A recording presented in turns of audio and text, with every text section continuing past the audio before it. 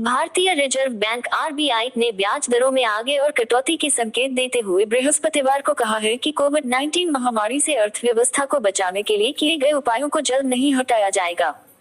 RBI governor Shaktikanta Das ने एक कार्यक्रम में कहा, चाहे दर में कटौती हो या फिर अन्य नीतिगत कदम, हमारे तरकश के तीर अभी खत्म नहीं हुए हैं।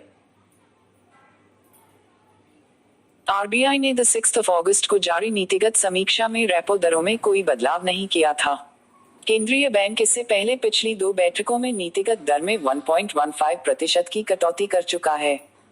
फिलहाल रेपो दर 4%, रिवर्स रेपो दर 3.35% और सीमांत स्थायी सुविधा MCF दर 4.25% है।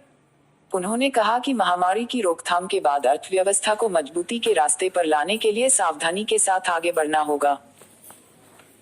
केंद्रीय बैंक द्वारा पिछले दिनों घोषित राहत उपायों के बारे में दास ने कहा, किसी भी तरह से यह नहीं मानना चाहिए कि आरबीआई उपायों को जल्द हटा लेगा। उन्होंने कहा कि महामारी के प्रकोप और अन्य पहलुओं पर एक बार स्पष्टता होने के बाद आरबीआई मुद्रास्फीति और आर्थिक वृद्धि पर अपने पूर्वानुमान देना शुरू कर देगा। उन्होंने कहा कि कुल मिलाकर बैंकिंग क्षेत्र लगातार मजबूत और स्थिर बना हुआ है और सार्वजनिक क्षेत्र के बैंकों का एकीकरण सही दिशा में एक कदम है। शक्तिकांत दास ने कहा, बैंकों का आकार जरूरी है, लेकिन दक्षता इससे भी महत्वपूर्ण है। उन्होंने कहा, बैंक तनाव का सामना करेंगे, यह जाहिर सी बात है, लेकिन अधिक महत्वपूर्ण यह है कि बैंक चुनौतियों के समक्ष किस तरह से प्रतिक्रिया देते हैं और उसका सामना करते हैं। ने 6 अगस्त को जारी नीतिगत समीक्षा में रेपो दरों में कोई बदलाव नहीं किया था। केंद्रीय बैंक इससे पहले पिछली 2 बैठकों में नीतिगत दर में 1.15% की कटौती कर चुका है। फिलहाल रेपो दर 4%, रिवर्स रेपो दर 3.35% और सीमांत स्थायी सुविधा MCF दर 4.25% है। उन्होंने कहा कि महामारी की रोकथाम के बाद अर्थव्यवस्था को मजबूती के रास्ते पर लाने के लिए सावधानी के साथ आगे बढ़ना होगा।